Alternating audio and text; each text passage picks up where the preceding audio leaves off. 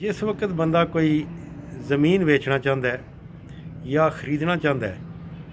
ਉਹਦੇ 'ਚ बेहतरीन साफ सुथरी जी ज़मीन है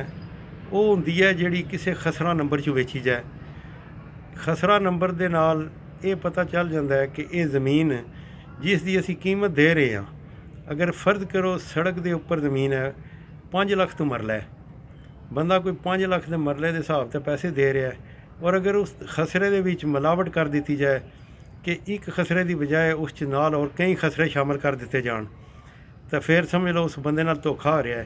कि वह कीमत दे रहा सड़क की लेकिन नंबर उस दिते जा रहे हैं मुख्तलिफ। इस तरह अगर कोई बंदा किसी दूर जगह तो जगह लैंदा है जिहड़ी कि बहुत सस्ती होंदी है और उसनूं खेवड़ चों फर्द जारी कर दिता जाता है जिस च बहुत सारे नंबर कीमती भी शामिल हो जाते हैं तो फिर वो बेचण वाले दे नाल धोखा हो रहा है।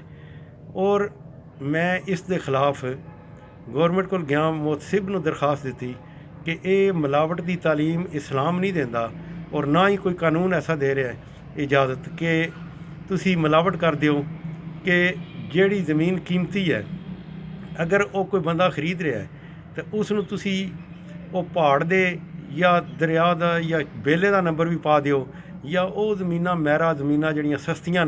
उन्हां दा नंबर पा के तो उस बंदे नूं तुसी कीमती ज़मीन आख दिओ उसके पैसे वसूल कर लै। ये उसके नाल तो खरीदार नाल धोखा हो रहा है। और इस तरह अगर कोई ताकतवर जिहड़ा है वो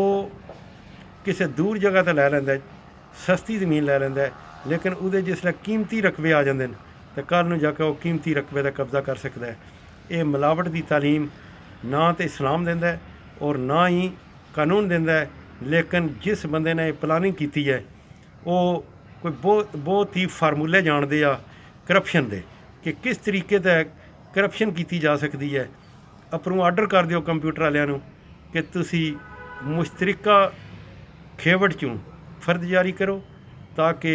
ताकतवर जिहड़ा है वो अच्छी ज़मीन पर कब्जा कर लवे और कमज़ोर जिहड़ा है वो